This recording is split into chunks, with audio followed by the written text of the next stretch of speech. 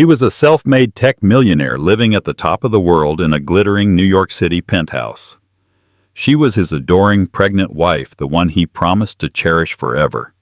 But in front of their powerful friends, after she accidentally spilled a single glass of wine, Hubert Croft pointed at his wife Beatrix and sneered, "Don't just stand there. Clean it up. That's what the help is for."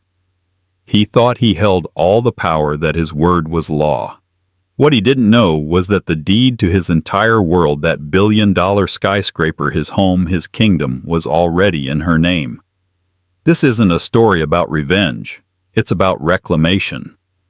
The air in the penthouse was always thin, scrubbed clean by a state-of-the-art filtration system that hummed a constant, nearly imperceptible tune. It was the sound of money, Beatrix Lewis often thought. A sound as clean, sterile, and isolating as the life she now lived 68 floors above the chaos of Manhattan. Her husband, Hubert Croft, adored the isolation. To him, it wasn't isolation. It was elevation. He had clawed his way up from a middle-class upbringing in Queens to this glass palace in the sky, a testament to the algorithm he'd sold for a figure that still made Beatrix's head spin. He was the quintessential self-made man, and he never let anyone, especially Beatrix, forget it. Their home, a sprawling duplex with panoramic views of Central Park, was his trophy case. Every piece of minimalist furniture, every stark white wall adorned with a single, shockingly expensive piece of abstract art, was chosen by him. He called the aesthetic disciplined luxury. Beatrix privately called it the beautiful prison. She trailed a hand over her burgeoning belly, a gentle swell that was just beginning to push against the silk of her dress. 6 months pregnant. The reality of it was both a source of deep primal joy and a knot of anxiety in her chest. She wanted this child more than anything.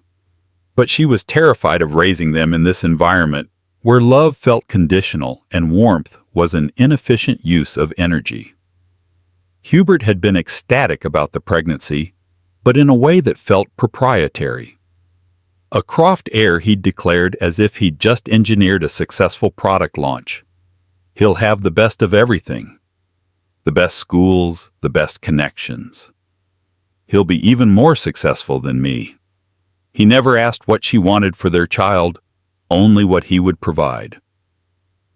Today was the annual Croft Foundation Gala dinner, hosted not at some impersonal hotel ballroom, but right here, in their home. It was Hubert's ultimate power play, bringing the city's financial and tech elite into his personal domain. For weeks, the penthouse had been a whirlwind of caterers, florists, and event planners, all orchestrated by Hubert with military precision. Beatrix's role, as usual, was to be the perfect smiling hostess, the beautiful silent accessory to his success. "Beatrix, is that what you're wearing?" Hubert's voice cut through the quiet hum of the air filter. He stood in the archway of their bedroom, already in his custom-tailored Tom Ford tuxedo. He looked like a king surveying his realm, his sharp blue eyes scanning her simple, elegant navy gown with a flicker of disapproval. "It's a seraphine," she said softly. "It's maternity wear. It's comfortable." "It's fine," he conceded, which was Hubert's version of an insult. "I just thought you'd wear the diamond necklace. The one I bought you after the IPO." "It's so heavy, Hubert," she said, her hand instinctively going to her neck.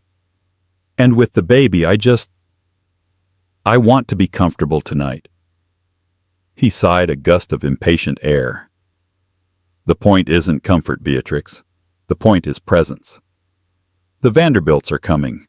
Michael Ellison from Omnicorp. We need to look like we belong, not like we're just visiting." The familiar shame washed over her. It was a feeling she'd grown accustomed to, a low-grade humiliation that simmered beneath the surface of their perfect life. She was the daughter of a history professor and a librarian. Her family's wealth was one of books and knowledge, not stocks and bonds. Hubert had once found this charming, her quaint intellectual background. Now it seemed to be a source of constant irritation for him. "And my mother will be here any minute," he added, straightening his bow tie. "You know how she is about first impressions."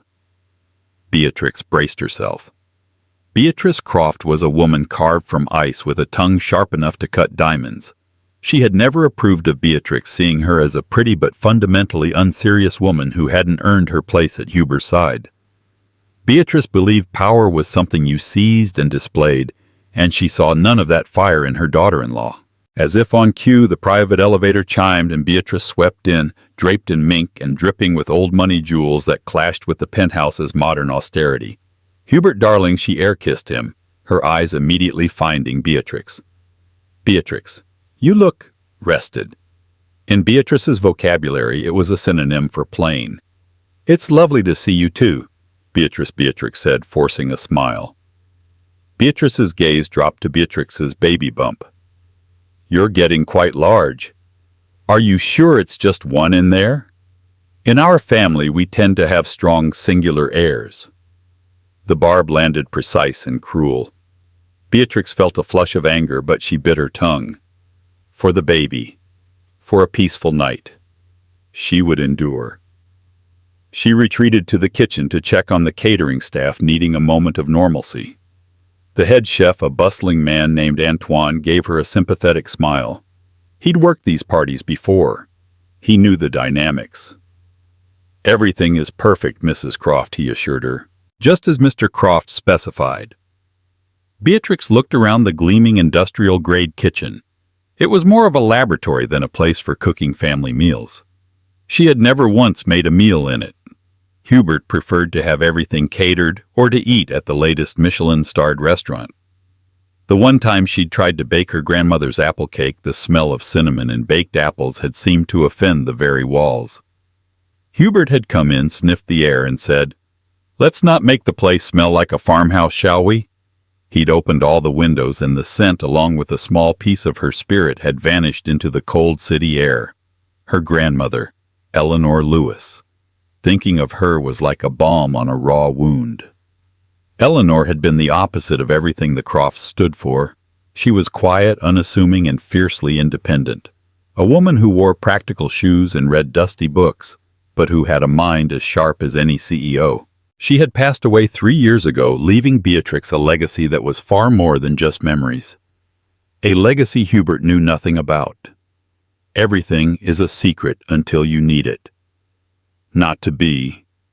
My dear Eleanor had told her, pressing a thick, leather-bound folder into her hands a month before she died. Men like your Hubert, they build empires of glass. They forget that the strongest foundations are made of stone hidden deep in the earth. Beatrix had not understood then. She had been too in love, too dazzled by Hubert's ambition. She'd put the folder in a safe deposit box and forgotten about it. The chime of the elevator began to sound more frequently, signaling the arrival of the city's titans. Beatrix smoothed down her dress, took a deep breath, and walked back into the living room, pasting the serene smile on her face. It was her armor. For the next few hours, she would be Mrs. Hubert Croft, the perfect hostess in the perfect penthouse. She would play her part in the grand theater of his success, unaware that tonight the play was about to take a dramatic, unscripted turn. The party was a symphony of clinking glasses, discreet laughter, and the low murmur of billion-dollar conversations. Men in bespoke suits and women in couture gowns moved through the vast living space like chess pieces on a marble board. Hubert was in his element, gliding from one powerful guest to another, his voice confident, his handshake firm.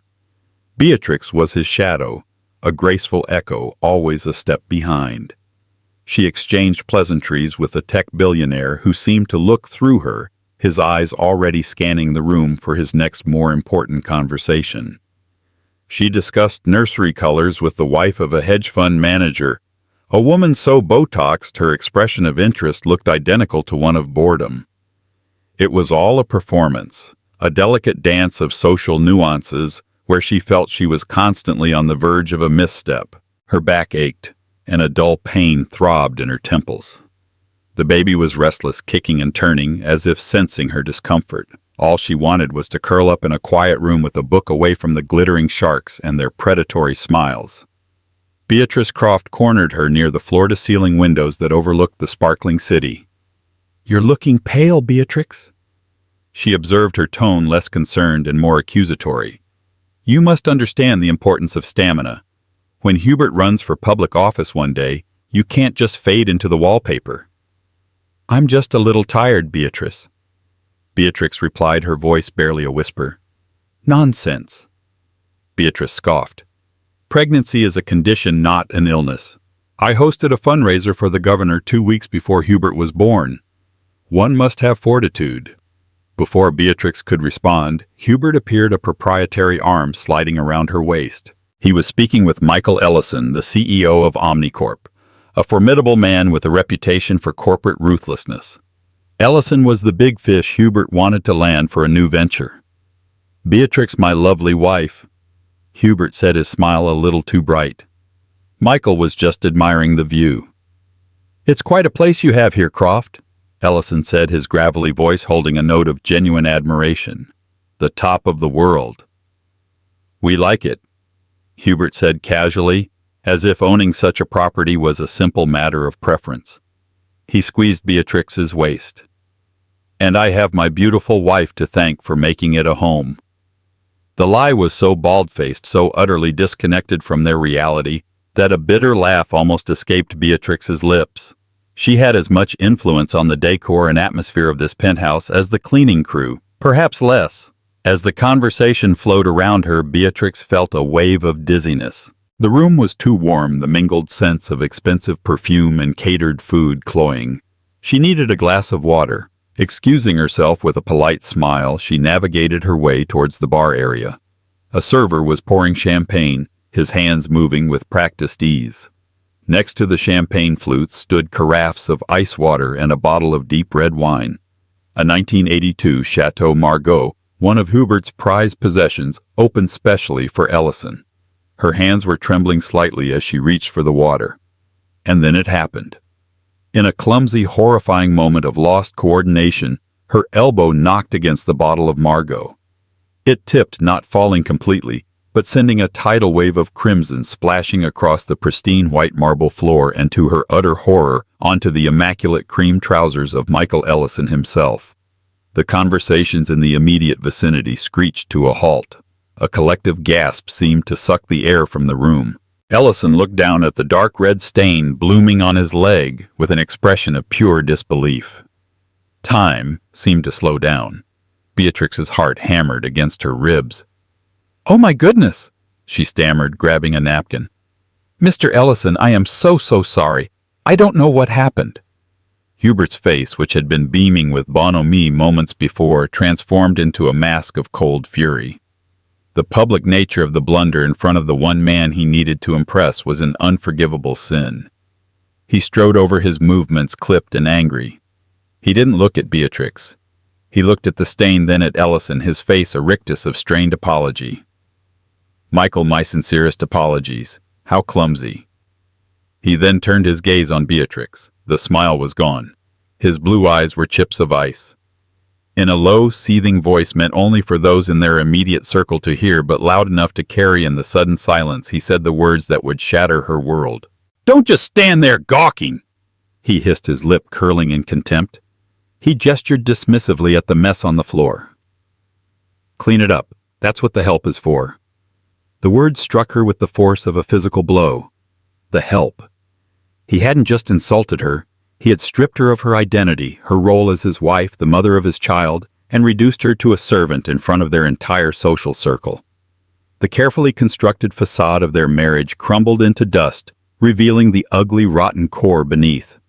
The guests pretended not to hear, suddenly fascinated by the art on the walls or the view from the window. Beatrice looked on with a faint, triumphant smirk. Michael Ellison, to his credit, looked deeply uncomfortable. "It's nothing, Hubert. An accident," he mumbled, trying to wave it off. But Hubert was relentless. He saw only the damage to his reputation, the flaw in his perfect evening. He thrust a cloth into Beatrix's hand. Now Beatrix. Her hand was numb, her vision tunneled. She could feel dozens of eyes on her, feel their pity, their morbid curiosity. She looked at Hubert. Truly looked at him, perhaps for the first time in years. The man she had fallen in love with, the charming, ambitious, driven man, was gone. In his place stood a cold, cruel stranger who valued a business deal over his wife's dignity. Something inside her, something that had been slowly dying for years, finally broke. But in its place, something else began to grow. A cold, hard resolve. She dropped the cloth. Without a word, she turned her back on her husband, on the powerful guest, on the spilled wine, and the shattered pretense of her life. She walked away, her head held high, ignoring the shocked whispers that followed her. She walked past the concerned faces of the catering staff into the sterile hallway and straight to the private elevator. Her hands didn't tremble as she pressed the button. As the doors slid shut, sealing her away from the party, she didn't cry. The tears would come later. For now, there was only a chilling clarity. The marriage was over. The life was over. Hubert thought he had all the power. He thought he had just put her in her place. He had no idea that he had just handed her the key to his destruction. As the elevator descended, taking her away from the penthouse, Beatrix made a silent vow to herself and to the child growing inside her. He would never, ever humiliate her again. He was about to learn who Eleanor Lewis's granddaughter truly was. The elevator ride down felt like a descent into a new reality. The opulent lobby of the Celestine Tower, as Hubert had named the building, blurred past her tear-filled eyes. She didn't go out onto the street. Instead, she took a staff corridor to a small private lounge reserved for residents, a room she had never once used.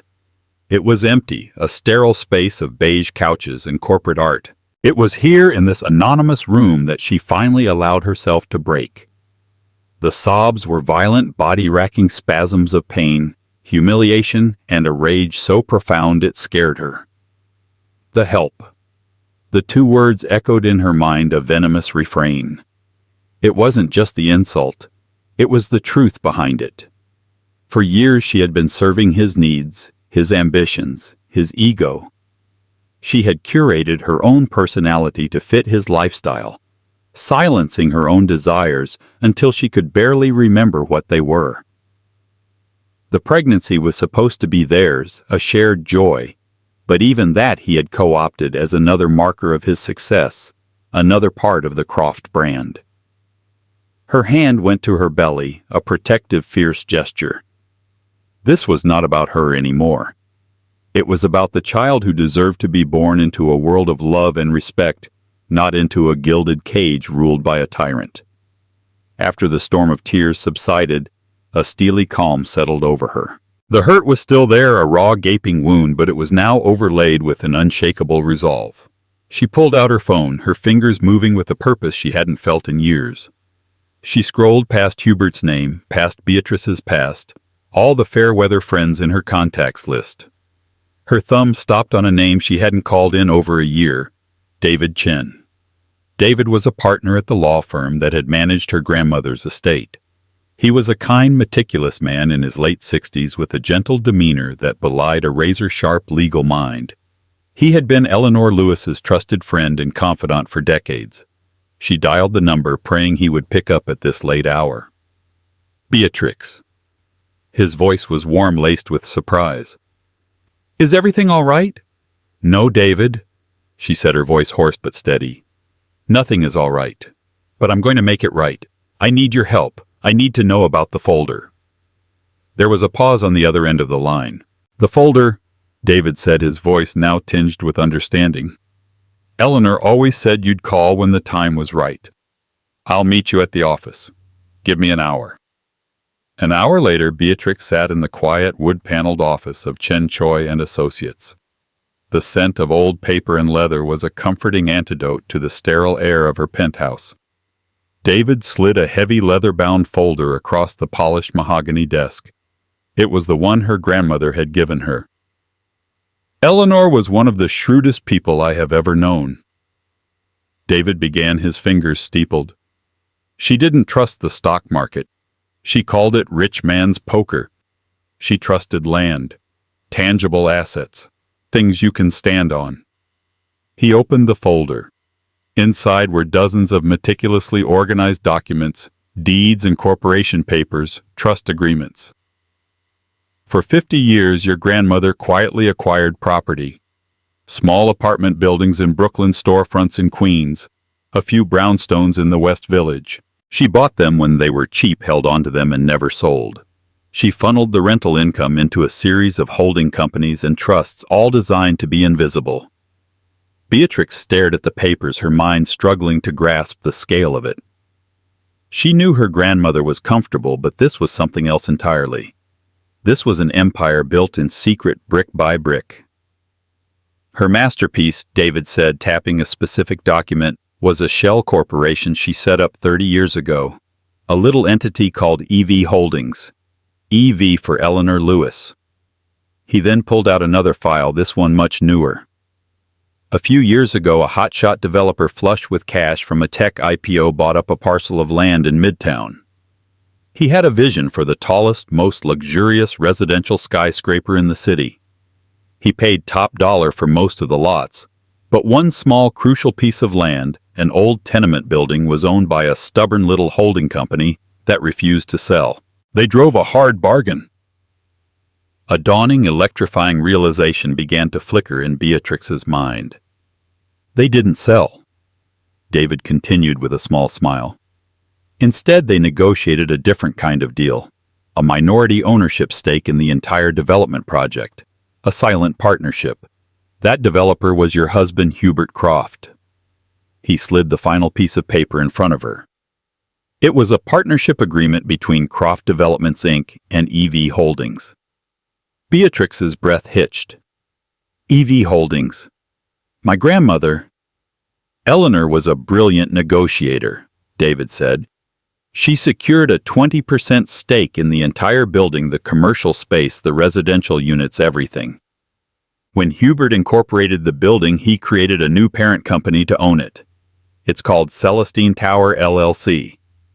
So, I own a piece of the building, Beatrix whispered, her mind racing. David leaned forward, his expression serious. Beatrix, when Eleanor passed away, you became the sole beneficiary of her trust. The trust's primary asset is EV Holdings. You don't own a piece of the building. You are the silent majority partner. When Hubert was leveraging the building to finance his next venture last year, he had to buy out some other initial investors. EV Holdings, using its accumulated capital, bought their shares. Hubert was so focused on the big picture he never bothered to look into the identity of the humble holding company that was so bullish on his project. He just saw the cash. He took a deep breath before delivering the final stunning blow. As of 18 months ago, EV Holdings, which you control, owns 60% of Celestine Tower, LLC. You are, for all intents and purposes, Hubert Croft's landlord. The room fell silent. The hum of the city outside seemed to fade away. Landlord. The word hung in the air, potent and surreal.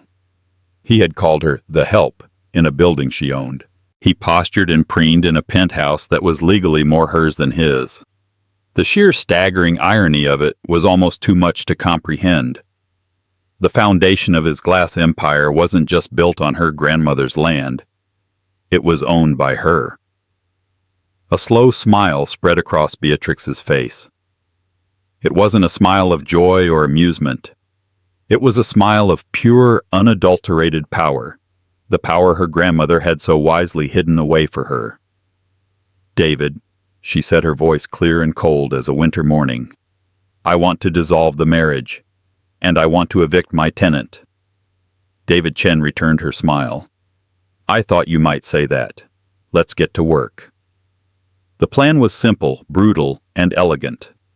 They would prepare 2 sets of documents. The first would be the divorce papers citing irreconcilable differences. The second would be a formal notice from the board of Celestine Tower, LLC, a board she now controlled, informing Croft Developments, Inc. of a breach of contract. Hubert's personal penthouse, technically a lease held by his company, was about to be a major problem for him. There were clauses in the building's bylaws put there by Eleanor herself about moral turpitude and conduct that could damage the building's reputation. Publicly humiliating his wife, a fellow owner, would certainly qualify. He won't see it coming, David said, already sketching out a timeline. He thinks his only vulnerability is in the market. He'll never think to look at the ground beneath his feet. Beatrix leaned back in the chair, a sense of profound calm washing over her. The hurt was still there, but now it was fuel. Hubert had built his world to make her feel small, to make her feel powerless.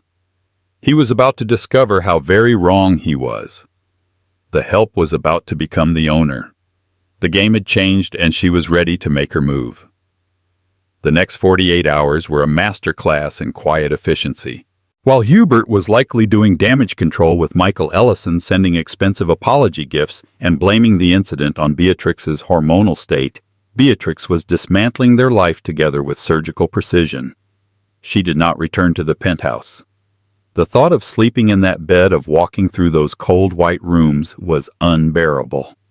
David Chen arranged for her to stay in a suite at the Carlisle, a place of old-world elegance that felt like a warm embrace. It was the kind of place her grandmother had loved. From this temporary command center, she orchestrated her exodus. Her first call was to a specialized moving company, one accustomed to discretion and high-value items. She didn't want the grand, ostentatious furniture Hubert had chosen. She wanted her personal belongings, her books, a collection that overflowed 2 entire walls of the library, a worn armchair that had been her father's, a small, unassuming painting of a seaside cottage that her mother had painted, and most importantly, the antique chest from her grandmother Eleanor, which sat at the foot of their bed. Hubert had always called it clutter. Inside were Eleanor's journals, her photograph albums, and the worn copy of A Room of One's Own she'd given Beatrix on her 16th birthday. These were the artifacts of her real life, the pieces of her soul she had kept locked away. She gave the moving company a specific window the following afternoon, when Hubert would be at a quarterly board meeting for his own company. They would have 3 hours. Her second task was securing her new home. David, ever prepared, presented her with a list of available properties owned by EV Holdings. One in particular caught her eye, a full-floor brownstone apartment in the West Village overlooking a quiet, tree-lined street. It had a fireplace, built-in bookshelves, and a large, sunny room that would be perfect for a nursery. It was the antithesis of the penthouse. It was a home, not a statement. By noon the next day, the paperwork was signed. She was her own tenant in her own building. The freedom was dizzying. Throughout this process, Beatrix felt a strange sense of detachment, as if she were watching a movie of her own life. The weeping, broken woman from 2 nights ago had been forged into something new in the crucible of her husband's cruelty. Every action she took was deliberate, imbued with a newfound sense of self-worth. She was no longer reacting to Hubert. She was acting for herself and her child. The most difficult part was maintaining the silence. Hubert had, of course, tried to contact her. The first dozen calls had gone straight to voicemail. Then came the texts, a predictable cycle of anger, followed by feigned concern, and finally patronizing dismissal. "Beatrix, where the hell are you? You can't just walk out of a party like that. You embarrassed me." "Okay, I get it. You're upset." I was stressed. Ellison was on the line. "I said something I shouldn't have. Are you with your mother? Look, take a day. We'll talk when you've calmed down. I've smoothed things over with Michael. This is ridiculous. Call me. We have the anatomy scan on Friday." The last text sent a pang through her heart. The baby. He was using the baby as a tether, a way to pull her back into his orbit. But the tether was no longer attached. She forwarded the appointment details to David and asked him to inform Hubert's lawyer that all future communication regarding co-parenting would go through their respective legal counsels. She would attend the appointment, but not with him. The final piece of the plan involved a quiet final visit to the penthouse. She had to do it herself. She chose the time carefully, early evening, an hour before Hubert was due back from a business dinner. Letting herself in with her key felt different this time. It wasn't entering a home. It was entering a battlefield after the war had already been won. The vast apartment was silent, the air still humming its sterile, wealthy tune. The spot on the marble floor where the wine had spilled was scrubbed clean as if the incident had never happened. But it had happened, and everything had changed because of it. She walked through the rooms a ghost in her own life. Her personal effects were already gone, leaving subtle voids that Hubert might not notice for days. The bookshelves in the library were now sparsely populated with only his business texts and biographies of famous men. The corner where her father's armchair used to be was now just an empty space. She went into their bedroom. The large modern bed looked stark and uninviting. At its foot, the absence of her grandmother's chest was a gaping hole. This was the only thing he would notice immediately. Good. On his pristine, uncluttered nightstand next to a photo of the two of them on their wedding day, smiling happy two strangers playing a part, she placed a single simple white envelope. It contained only the key to the penthouse and her wedding rings. The platinum band and the ridiculously large diamond Hubert had insisted on. They felt like shackles she was finally taking off. She left them there, a silent statement of her departure. Before she left, she did one last thing. She walked over to the floor-to-ceiling windows and looked out at the city. For years, this view had made her feel small and insignificant, a tiny spectator to a world she couldn't touch. But tonight, she saw it differently. She saw the lights of Brooklyn, the steady glow of Queens, the elegant lines of the West Village. She saw the city her grandmother had invested in, the city that was in a very real sense hers. She wasn't looking down on it from an isolated tower anymore. She was part of it. She took a deep, steadying breath, the air of her new life filling her lungs. Then she turned her back on the view and walked out of the penthouse for the last time, not with a dramatic slam of the door, but with a quiet, decisive click of the lock. The quietest exits are often the most final. Hubert Croft returned to his penthouse just before 10 p.m. He was in a foul mood. The dinner with his venture capital partners had been tense. They were asking pointed questions about his next project's burn rate. Michael Ellison had been polite but cool all day, the lucrative partnership now hanging by a thread. And Beatrix was still incommunicado, a fact that was evolving from irritating to infuriating. He saw her silence not as a sign of her pain, but as a childish, manipulative tactic to punish him. He strode into the apartment, shrugging off his jacket, expecting to find her waiting, perhaps with a tearful apology. Instead, he was met with an unnerving silence. "Beatrix," he called out, his voice echoing in the cavernous space. Nothing. He walked through the living room, a flicker of unease starting in his gut. It was when he entered the library to pour himself a scotch that he first noticed something was truly wrong. The bookshelves looked empty, gutted. All of her colorful novels, her poetry collections, her history tomes gone. Only his sterile business books remained. A cold dread began to creep up his spine. He rushed into the bedroom. The first thing he saw was the empty space at the foot of the bed where her ugly old chest always sat. Then his eyes fell to his nightstand. The white envelope. The gleam of platinum and diamonds next to it. His hands shook as he picked up the rings and the key. He tore open the envelope. It was empty. The absence of a letter, of an explanation, was more chilling than any words could have been. This was not a plea for attention. This was a statement of fact. She was gone. A torrent of rage, confusion, and wounded pride washed over him. How dare she? After everything he had given her, this palace, the money, the status. He had plucked her from obscurity, and this was how she repaid him. For one misplaced comment, he immediately dialed her number. It went straight to a disconnected message. "The number you have dialed is no longer in service." She had changed her number. He then called her mother, his voice sharp with accusation. "Where is she? What game is she playing?" Beatrix's mother, a woman he had always considered meek, replied with a calm that infuriated him further. "She is safe, Hubert, and she is no longer playing any games. You will be hearing from her lawyer." Then she hung up. The next morning the reckoning arrived. A courier delivered a thick package to his office. His secretary, looking nervous, brought it in. The first set of documents was from a family law firm he didn't recognize. Divorce papers. His eyes scanned the legalese, the phrase, irreconcilable differences, feeling like a sanitized, pathetic summary of the situation. He felt a surge of arrogant defiance. He would fight this. He would crush her in court. She had nothing. Then he opened the second, more official-looking package. It was from the legal department of Celestine Tower, LLC. He vaguely recognized the name as the building's ownership entity. He assumed it was about some routine building matter. He read the first line and his blood ran cold. Notice of lease termination and demand for possession. He blinked, rereading the sentence. It had to be a mistake. A typo. His company, Croft Developments, held the master lease on the top 2 floors. It was his.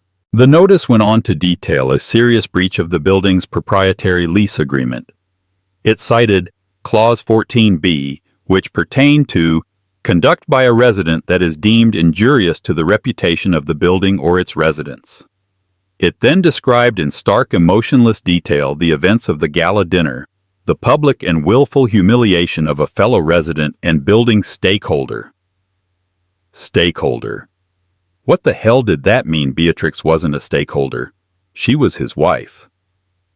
The final paragraph was the kill shot. It stated that due to the severity of the breach, the board had voted to terminate the lease. He had 30 days to vacate the premises. The notice was signed by the president of the board, David Chen, on behalf of the majority shareholder EV Holdings. Hubert stared at the signature, his mind refusing to process the information. EV Holdings. He remembered them. The stubborn little company that had held out for a partnership stake. The silent entity that had later bought up more shares. He'd never bothered to look behind the corporate veil. He was too busy building his empire to sweat the small stuff. With trembling hands, he called his own lawyer, a bulldog named Harris. "There's been some kind of insane mistake," Hubert barked into the phone. "The board of my own building is trying to evict me. Find out who the hell EV Holdings is and buy them out. I don't care what it costs. Just do it." An hour of agonizing silence passed. Then Harris called back, his voice grim. "Hubert, we have a problem." "What do you mean, a problem? Just fix it." "I can't," Harris said flatly. "I looked into the incorporation papers for EV Holdings. It's the primary asset of a family trust, the Eleanor Lewis Trust." Hubert felt the floor drop out from under him. Lewis. Beatrix's last name. Her grandmother's name. "The sole beneficiary and current trustee of the Eleanor Lewis Trust," Harris continued, his voice sounding very far away, "is Beatrix Lewis Croft." Hubert sank into his chair, the phone slipping from his grasp. It couldn't be. The quiet, bookish woman he had dismissed as a decorative but ultimately useless part of his life. The woman he had called the help. She owned the building, his glass palace, his kingdom in the sky. It was hers. The foundation he stood on belonged to the woman he had tried to grind under his heel. Just then his private line rang. The caller ID showed a number he didn't recognize. He answered, a sense of dread washing over him. "Hello, Hubert." It was Beatrix's voice, but it was a voice he had never heard before. It was calm, cool, and utterly devoid of the warmth he had taken for granted. It was the voice of a CEO of a queen of a landlord. "Beatrix," he stammered, his mind reeling. "What is this? What have you done?" "I've done what you taught me to do." "Hubert," she replied, her voice unwavering. "I've protected my assets. You see, you thought your power came from money. You were wrong. Real power isn't about what you can buy. It's about what you can't lose. My grandmother taught me that." "The penthouse, our home, my home," she corrected him gently. "My building. You are a tenant, and your lease has been terminated. The movers can be there on the 1st. Please ensure all of your personal belongings are removed by then. I wouldn't want to have to charge you for storage." The casual, businesslike tone was more devastating than any shouting match could have been. He had been demoted from husband and king to a mere logistical problem.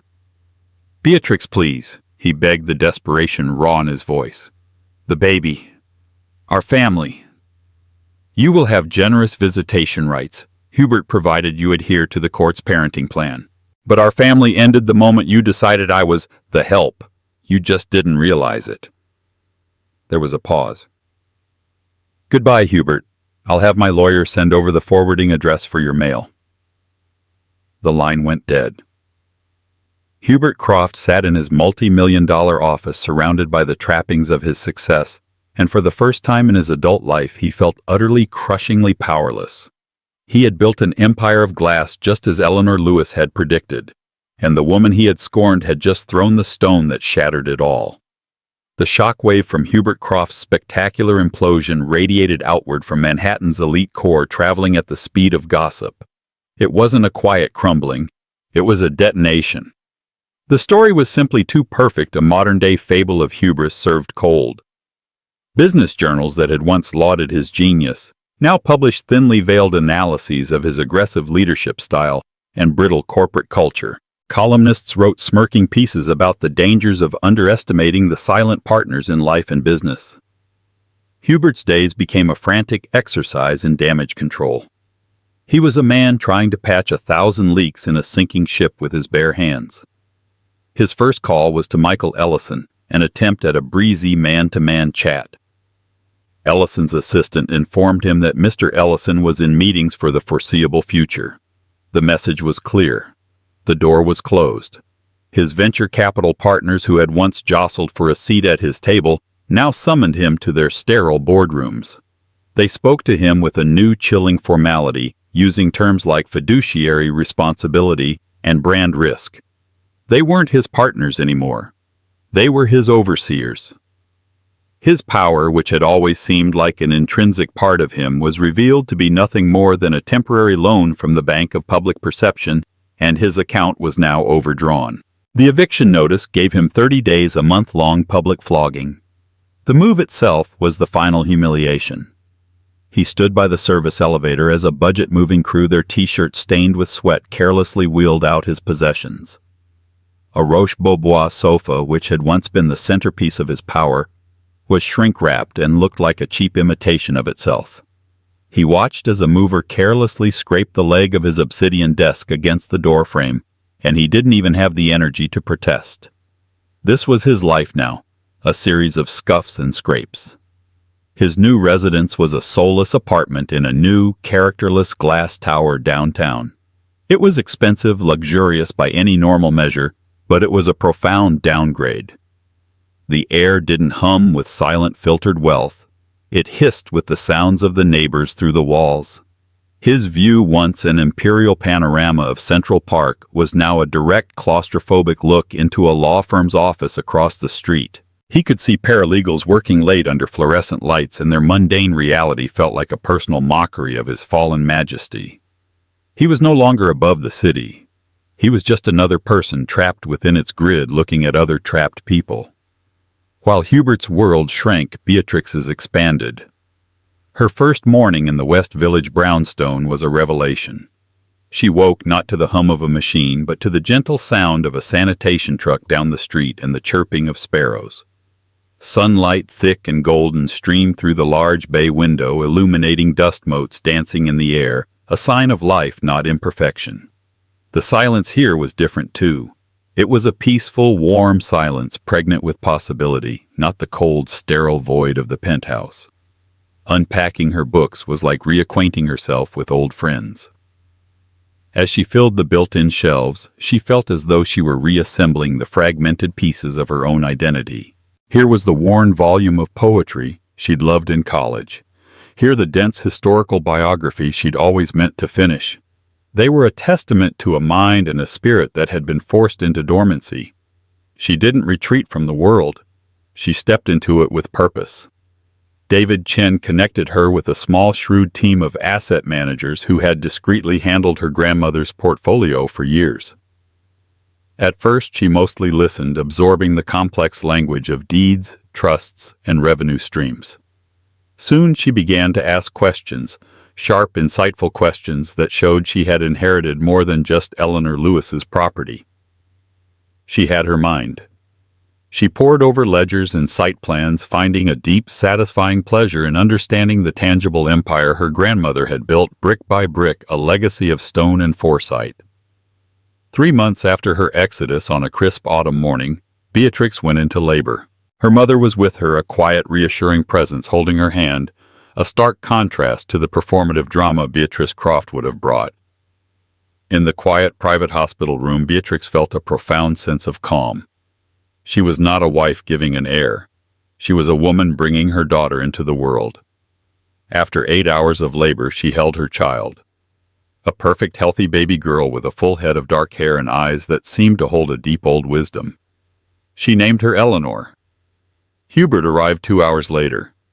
He looked diminished, his expensive suit hanging loosely on a frame that had lost its arrogant posture. He held a ridiculously large teddy bear that seemed more like a shield than a gift. When he saw Beatrix propped up in bed, glowing with a serene strength he'd never witnessed before, he faltered at the door.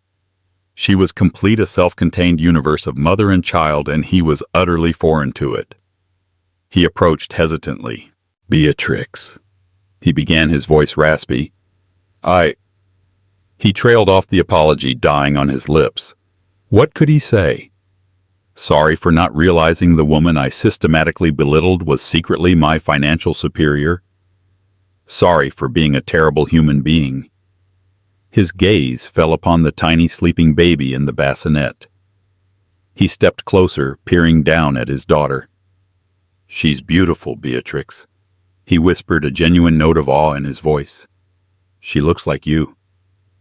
"Yes," Beatrix said, her voice soft but solid as bedrock. "She does." In that moment he finally understood. He hadn't just lost a wife and a home. He had forfeited a legacy. He was looking at Eleanor Lewis's great-granddaughter, the inheritor of an empire he had been too blind to see, a child who would be raised with the kind of strength he could never comprehend. That evening, back in the quiet sanctuary of her brownstone, Beatrix stood by the nursery window holding her sleeping daughter. The setting sun cast long shadows down the tree-lined street. She gently rocked the baby, her heart full of a fierce, protective love. She thought of Hubert's empire of glass, built to be seen, to be admired from a distance, so high and so fragile. Then she thought of her grandmother's empire, built deep in the earth, invisible and unshakable. Hubert had been obsessed with reaching the sky, but Eleanor had understood that true, lasting power comes from owning the ground. Beatrix kissed her daughter's forehead, her warm breath a gentle promise. This tiny, perfect child was her new foundation. Love, dignity, and a legacy of quiet, unyielding strength. She wasn't at the top of the world anymore. She was the world, and it was more than enough. Beatrix's story is a powerful reminder that strength isn't always loud, and that the quietest people in the room are often the most powerful. It's a testament to the fact that true wealth isn't about penthouses and stock prices, but about dignity, self-worth, and the legacy we build for our children.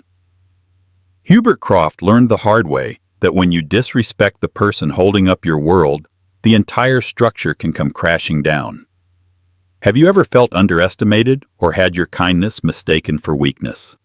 This story shows that the ultimate power move is investing in yourself. If this story resonated with you and you believe in the power of quiet strength, please honor Beatrix's journey by hitting that like button, share it with someone who needs to hear this message of empowerment, and subscribe to our channel for more real-life dramas that will leave you breathless. Don't forget to ring the notification bell so you never miss an update. What did you think of Hubert's downfall? Let us know in the comments below.